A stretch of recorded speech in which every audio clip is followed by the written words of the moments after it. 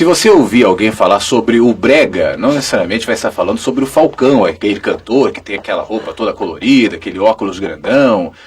Brega pode ser o Carlos Bregantin, que a gente vai conversar hoje aqui no Encontros, que é Brega, Bregantin, Carlos Bregantin, não é isso? Tudo bem? Oi, Flávio, tudo bem. Eu digo que no ambiente do Caminho da Graça, essa foi a última promoção que eu recebi, né? Eu já usei alguns títulos nesse caminho do mercado religioso, vamos dizer assim, né? E fui Carlos Bregantin, depois Bregantin, e no caminho eu ganhei essa promoção, que eu costumo dizer que é uma promoção carinhosa, né? Que não tem nada a ver com roupa, com estética, não. Você não é um cara brega. Eu acho que não. Não sei. Pelo menos não está brega agora. Se bem que eu não sou um cara entendido disso para dizer também, mas enfim. Acho que não. Geralmente eu não gosto de coisas bregas, né? Eu não curto, né? Eu sou de uma outra linha. Deixa eu ver, que tipo de música você gosta de ouvir? Eu gosto de MPB. Então... Eu gosto de MPB. Tem eu gosto músicas... de rock balada. Sou bitomaníaco, né? A vida toda. Não me parece brega, pelo menos musicalmente, não. Agora você me falou que você, ao longo do caminho, já teve vários outros nomes, títulos, e já te chamaram de tantas outras coisas. Que caminho foi esse que te trouxe? A minha origem é evangélica. Meus pais se converteram, eu tinha 6 anos de idade, se converteram na Igreja Batista. E eu cresci, minha adolescência, minha juventude foi na Igreja Batista. Fui para a faculdade, fui ordenado pastor na Igreja Batista na década de 80, em 83. Fui pastor de Igreja Batista durante 23 anos ininterrupto, em 2 igrejas, né? Depois trabalhei com o Ed René na Batista da Água Branca, na área pastoral também.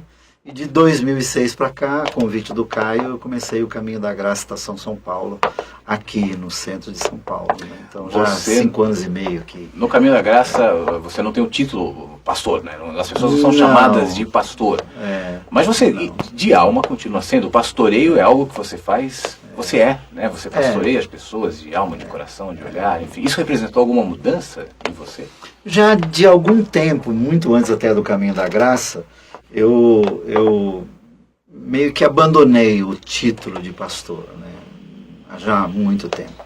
Mas eu nunca deixei de ser aquilo que eu sou. Eu sou pastor. Eu sou um cuidador de pessoas, como em alguns ambientes eu me apresento. Eu sou um cuidador de pessoas. Isso tem a ver com aquilo que Deus quis, né, colocar em mim, não necessariamente aquilo que eu desejei. Mas houve um momento que eu desejei também. Que momento foi esse? Que foi lá, quando eu entendi, eu trabalhava na indústria farmacêutica, né, na minha caminhada profissional dos 18, 19 anos até os 30 anos. E num determinado momento eu entendi que eu deveria investir o meu tempo servindo pessoas, cuidando de pessoas e dando lugar para valer mesmo aquilo que seriam minhas habilidades, né, dadas pelo Senhor, não tenho dúvida disso. Agreguei, eu acho, muita coisa no convívio, no contato com pessoas o tempo todo, né? Eu agreguei valores àquilo que Deus me deu, no que eu entendo que é o dom pastoral, da compaixão, da misericórdia. Acho que às vezes um pouco de discernimento, entendimento aqui e ali, para iluminar situações. Mas houve um momento que você sentiu necessidade de não mais começar o seu nome com o título de pastor, Carlos? Isso tem alguma ligação com alguma mudança de olhar em relação a si mesmo, a vida? Não necessariamente a mim mesmo, mas teve a ver com um olhar daquilo que eu chamo hoje de mercado religioso. O título, no meu entender, ele se banalizou, ele se vulgarizou. E eu digo isso com responsabilidade, respeito e até com lamento e um pedido de perdão se alguém se sente ofendido quando digo desse modo.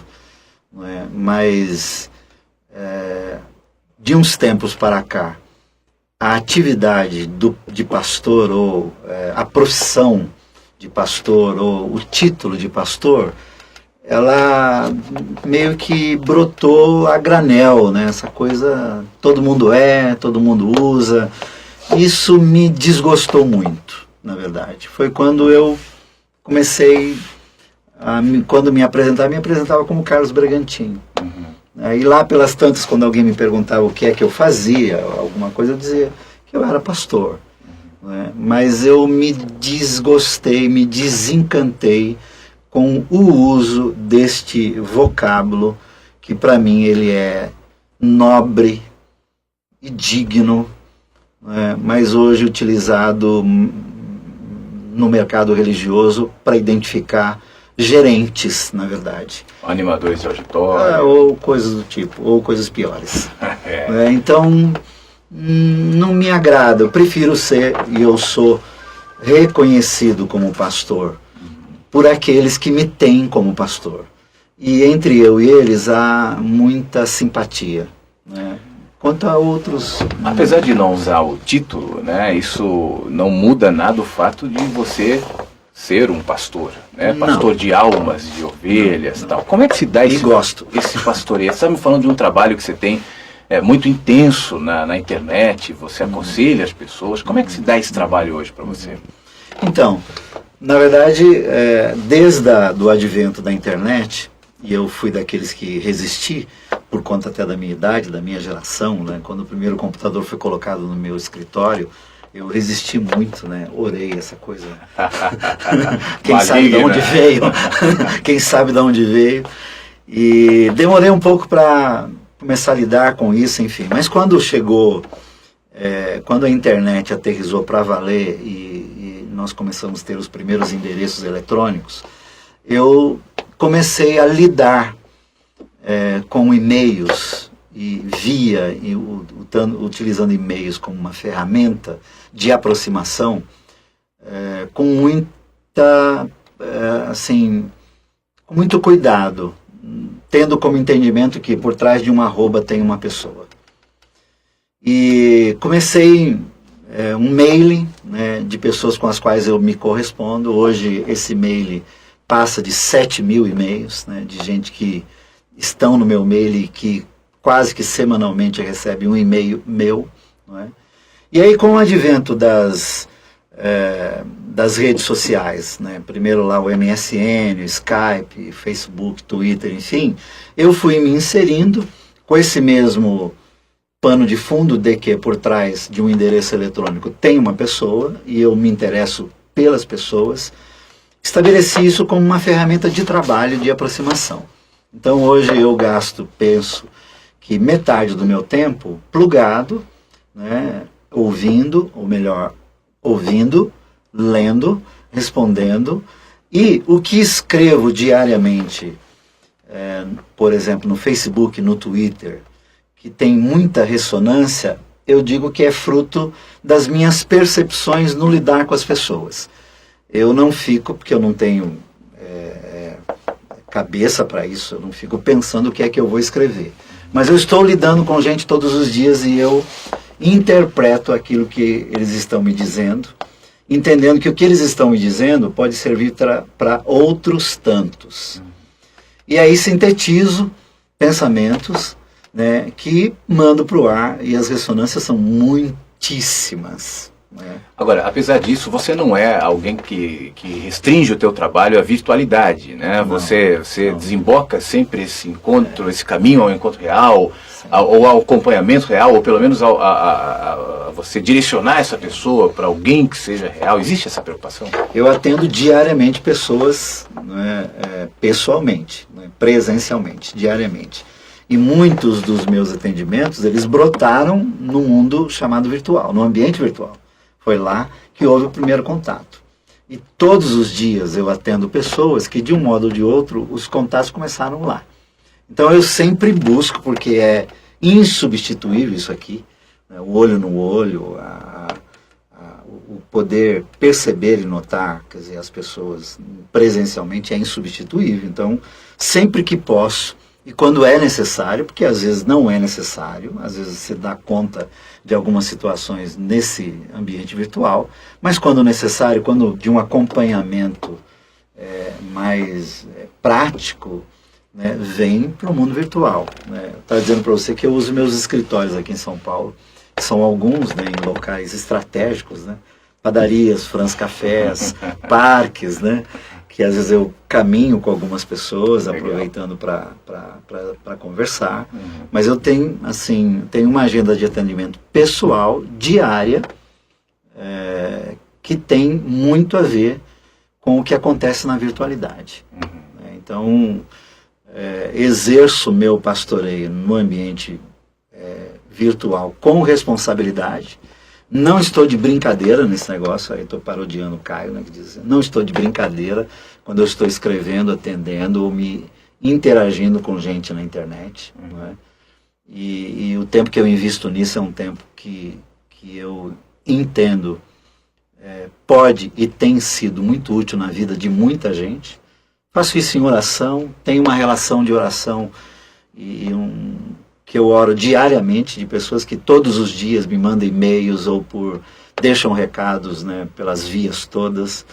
Tenho uma relação de nomes e situações pelas quais eu oro diariamente. Essa é uma das minhas tarefas. Né? Então, a minha vida pastoral, ela é diluída nesses caminhos, né, que são possíveis, tanto virtual quanto presencial. Eu até falei agora há pouco real, mas o virtual é real também, não deixa de ser. Eu acho que presencial é mais adequado até. Você lida com gente há muito tempo, né, por essa tua vocação, condição de pastor, de Quase almas. 30 anos. Pois é, você lida com gente há muito tempo. E hoje você está lidando, muda a ferramenta, mas são pessoas, como você bem disse. Mas são pessoas vivendo num outro tempo, que se aproximam de alguém para aconselhar, para falar de uma outra maneira e provavelmente com outras expectativas até. As pessoas são mais ansiosas, elas são expostas à informação o tempo todo.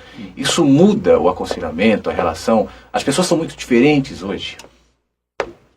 Eu acho que as pessoas hoje, elas são, como eu e você, todos nós somos vítimas daquilo que aconteceu em termos de mudanças no universo, no mundo, né? E quais foram elas? As mais graves e as que nos atingem a todas, né? Quer dizer, nós temos as três grandes forças do universo em profundas crises de credibilidade, que é a força política, que quase nunca teve, né? A força econômica e a força religiosa. Não há um lugar neste universo onde você não tenha notícias de que o ambiente político é cada vez mais complexo, controverso, né? O ambiente econômico, haja visto as reuniões que estão acontecendo lá agora em Bruxelas, a Europa nesse colapso, a geopolítica, o mundo geopolítico, econômico, religioso, alterando seus centros de comando, não é? E isso, de um modo ou outro, chegou até nós, junto com a mecanização de tudo. Quer dizer, a tecnologia levada às últimas consequências. E a urbanização. Então, eu acho que esses 6 fatores, né, eles desembocam na vida de qualquer pessoa no universo e faz com que nós tenhamos que nos rever do tipo, como é que eu me situo nesse mundo? Como você disse, num mundo com um volume tão grande de informações e de possibilidades que todos nós estamos hoje submissos e escravizados por algumas tiranias, né, do tipo, você não está sabendo do que aconteceu hoje? Dizer que não se sabe o que aconteceu hoje de manhã é quase um crime. Num mundo com tanta informação, houve um tempo que nós demorávamos um pouco mais para saber algumas coisas. Mas agora, qualquer desses equipamentos que nós temos aqui te noticia o que está acontecendo. E você não está sabendo, então é uma tirania da comunicação. E mais do que noticia, te insere no que está acontecendo. Te põe lá, ou traz para dentro da tua casa, né? E aí essas tiranias, a tirania da felicidade, da alegria, da beleza, do volume, né? Quantas pessoas tinham lá na reunião? Se tinha 2, 3, não foi boa, né? Porque boa é quando tem muita coisa, porque o mundo ele se avolumou em todos os sentidos. Então, todos nós somos vítimas disto. Nós ainda, na verdade, nem sabemos o quanto isso alterou a nossa essência. o meu eu, o seu, o outro. Nós não temos ideia disso ainda. Brega, a gente está vivendo num mundo cada vez em processo de mutação constante, onde muitos padrões são desconstruídos o tempo todo. A gente falou sobre a quebra da credibilidade institucional. Isso se aplica não só na questão política, mas, como você bem disse, religiosa e econômica. Dentro desse processo todo, onde é que o homem se encontra, onde é que o homem se enxerga, quando é que ele começa a se revisar?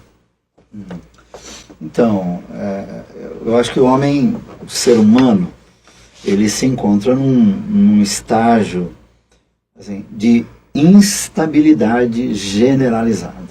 À medida que essas instituições todas se descredencializam, elas descredencializam as outras tantas, né? Inclusive, claro, né, a igreja, a família, as instituições educacionais, por aí vai. Né? Então você tem um ser humano superficial, né, com ideias que a gente chama aí de ideias líquidas, né, que elas vazam, né, por entre os dedos e às vezes uma coisa assim é dita com tanta sublimidade, né? Mas quando você vai tentar fechar, assim, ela vai vazando, na hora que você abre a mão de novo não ficou nada, né? E aí quando nós falamos em ressignificar a vida, reencantar-se pela vida, redescobrir o Evangelho, reler o Evangelho de Jesus Cristo, nós estamos falando de um processo que requer alguns cuidados. Né? E um dos cuidados e eu estava dizendo de espiritualidade, que eu considero espiritualidades sadias, uma espiritualidade que visa um encontro consigo mesmo, né? uma viagem para dentro, né? De si, no sentido de não de só se encontrar, mas encontrar o eterno Deus, né, que decidiu fazer morada dentro de você. Nesse encontro, ele te estimula para o outro, porque uma espiritualidade sadia não faz sentido se ela for egocêntrica, egoísta, individualista. Uma espiritualidade sadia, ela só faz sentido se ela for horizontal. Ela é vertical, mas ela se horizontaliza e ela chega no outro. Ela tem que chegar no outro. Ouvindo o seu próprio coração, ouvindo o coração do outro, é muito provável que você ouça o Senhor de maneira muito mais clara. Porque Ele tem um jeito de falar conosco passando por gente. Se você olhar para as Escrituras, Ele falou muito mais através de gente do que através de anjos. Ele sempre usou, a preferência do Senhor sempre foi o ser humano. Ao contrário, às vezes, do que alguns dizem, e acham e pensam, né, Deus tem muita alegria na humanidade. Não fosse isso, não teria se encarnado. Agora, Brega, me fala uma coisa. Esse processo de morada de Deus na gente é absurdamente desconstrutivo, né? Já que nós tendemos a nos formatar a partir dessas referências sociais, culturais, tecnológicas, políticas, religiosas. A gente vai formando aquela morada, aquele castelo onde não cabe a presença livre e subversiva, muitas vezes, de Deus. Essa quebra de paradigmas, esse caminho de antifluxo, se por um lado é desconstrutivo, por outro, obviamente, ele agrega algo muito maior e muito diferente do que hoje se conhece e se chama, por exemplo, de espiritualidade ou de religiosidade. Como resolver esse conflito na cabeça das pessoas?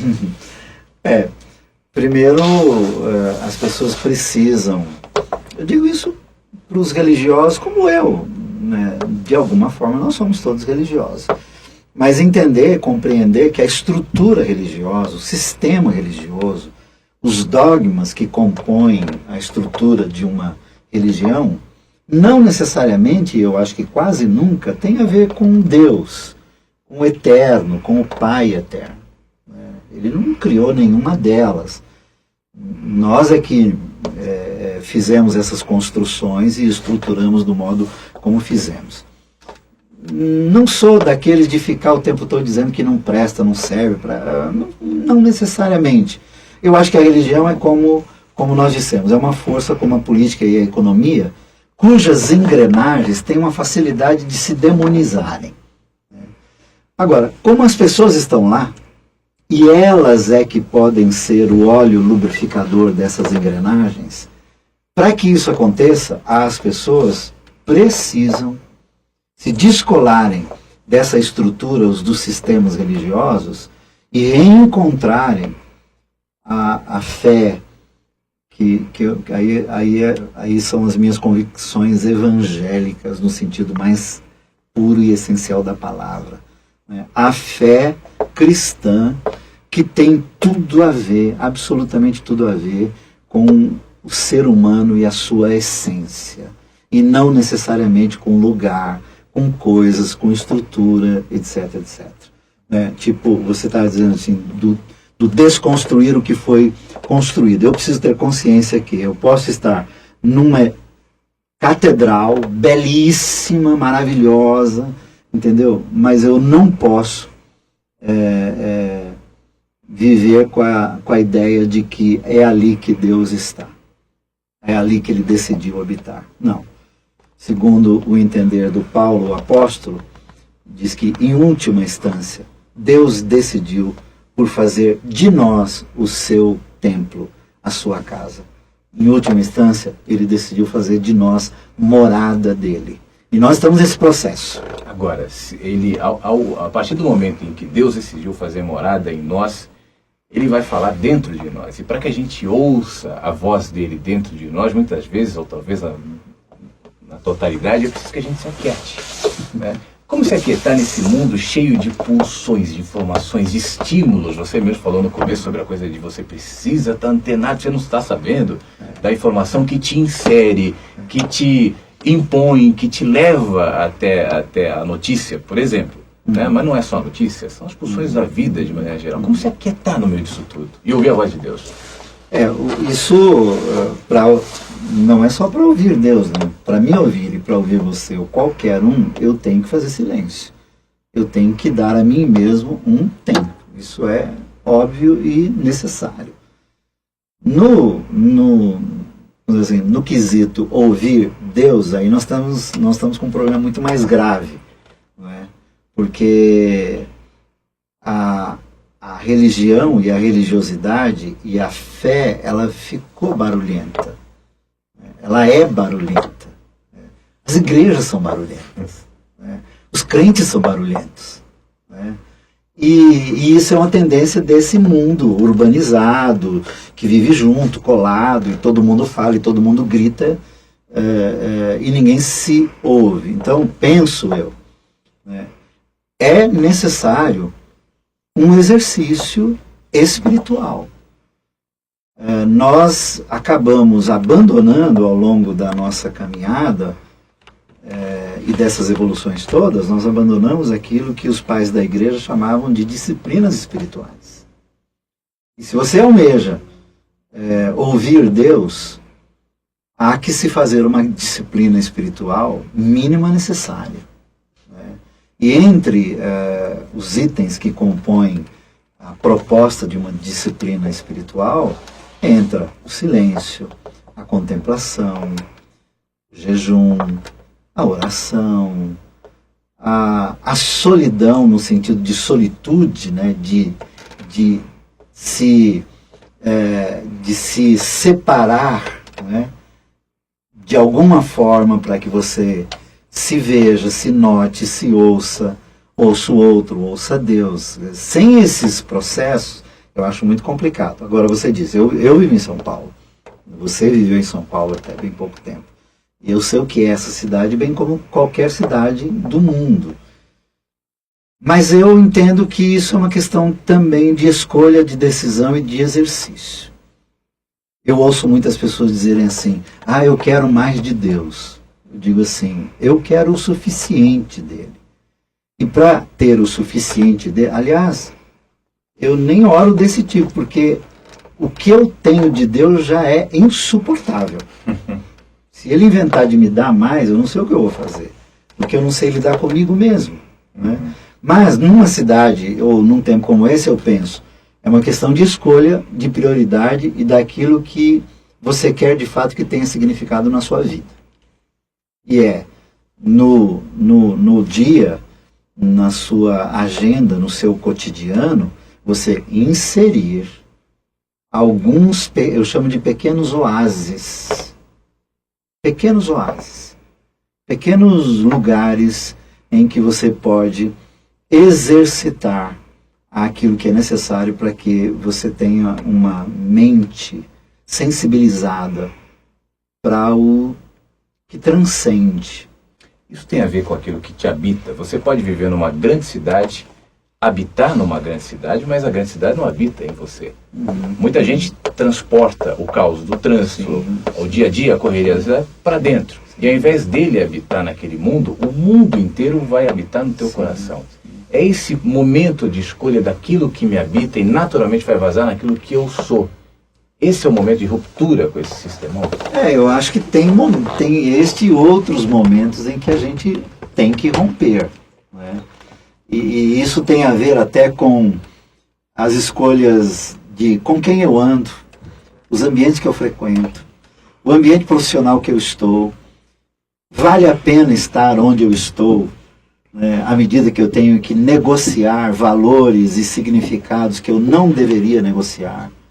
E isso acho que tem a ver com isso que você disse, quer dizer, o que é que eu permito que habite em mim, né, o que é que me possui, o que é que me conquista. Né? Eu tenho que fazer uma escolha que anteceda isso, eu tenho que escolher aquilo que é significativo para mim, aquilo que faz sentido para mim. Uma vez escolhendo isso como prioridade, eu escolho o meu entorno, eu escolho os meus caminhos, né? E eu me alegro de conviver com algumas pessoas hoje, eu tenho tido notícia de muitos no mundo afora, que num determinado momento rompem. Outro dia um amigo me disse, pessoal, eu estou pensando seriamente em deixar São Paulo por conta do quê? Por conta de buscar qualidade de vida, significado para algumas coisas, enfim, elencou alguns itens que faz todo sentido. E aí alguém poderia dizer assim, ou você mesmo, mas todo mundo então tem que sair? Não necessariamente. Eu saí, eu fiz isso. Você saiu. Mas, por exemplo, São Paulo, como todas as cidades, tem lugares para serem vistos. Sem dúvida. Tem pessoas que reclamam de São Paulo, mas nunca foram no Museu do Ipiranga, nunca foram um domingo de manhã no Ibirapuera. São Paulo é ótimo. Eu estava falando até quando eu estava vindo para cá do aeroporto com o Almeida. Eu amo São Paulo, eu nasci aqui, vivi aqui a maior parte da minha vida, mas eu precisei sair daqui justamente para descobrir isso que eu te falei. Descobrir algumas. Não, o problema era que São Paulo habitava em mim, e não simplesmente eu que estava habitando em São Paulo. Hoje eu tenho mais clareza, mas a gente precisa se afastar às vezes para entender determinadas coisas. Claro, né? Claro. E dar valor a isso, quer dizer, eu comecei, um rompimento interessante que eu fiz foi quando eu comecei a caminhar e depois correr pela cidade. Porque andando, você vê o que você não vê andando de carro, ou de ônibus, ou de trem, ou de metrô. Andando, você vê a cidade de perto. Muda a perspectiva. Muito. Né? Você vê cantos, você vê lugares, você vê... e acaba tendo sensações absolutamente diferentes. Nas minhas caminhadas matinais ou as corridas, eu descobri ambientes no meu entorno geográfico que eu nunca tinha visto porque andava de carro, de ônibus, de trem ou de metrô. Né? Mas a pé eu descobri caminhos, descobri lugares, né? E eu até descobri lugares para orar, lugares para meditar, lugares para ficar sozinho no meio da cidade. Eu faço alguns atendimentos em alguns lugares ali próximo da minha casa, em banco de praças absolutamente isoladas, solitárias, né? Que alguém até me disse assim, aqui não parece que nós estamos em São Paulo. Então eu digo assim, a vida tem esses momentos em que eu posso fazer de algum lugar, um lugar não necessariamente parecido com aquele lugar que eu estou, mas o lugar que de fato, onde o meu coração deveria estar. O que eu sou. O que eu sou. Brega, esse papo se estenderia horas. É uma alegria, é um prazer falar contigo. Estou feliz com esse papo. Tenho certeza que quem está vendo também vai aproveitar muito do que você falou. E eu queria que você deixasse aqui os teus contatos. A gente começou falando dos seus trabalhos na internet, no Twitter, no Facebook. Quem quiser entrar em contato contigo, falar com você, como é que faz? Bom, se botar meu nome no Google, Carlos Bregantin, você vai chegar nas minhas páginas. Mas eu estou lá no Facebook, eu estou no Twitter, eu estou no MSN, eu estou no Skype. Quer deixar um e-mail? O meu e-mail é o carlos.bregantin. Meu Bregantin é com M de Maria no final. @ual.com.br. Tá, é o e-mail que eu mais uso. E chegando lá nas minhas páginas, meus contatos, tem meu celular, tem meus telefones, eu não escondo nada de ninguém. É a coisa mais fácil de encontrar. Obrigado, viu? Espero que seja o primeiro de outros papos que a gente tem aí pela frente. Tá bom? Bom te ter entre nós, Flávio. Que bom. É muito bom mesmo. Obrigado. Obrigado a você. Obrigadão. O Encontros fica por aqui. A gente volta na semana que vem. Espero que você tenha. E faça o que o Carlos já tem feito, que o Caio sempre fala no Papo de Graça. Replique o programa, divulgue. Mostre para mais gente, porque se fez bem a você, certamente fará bem a outros também.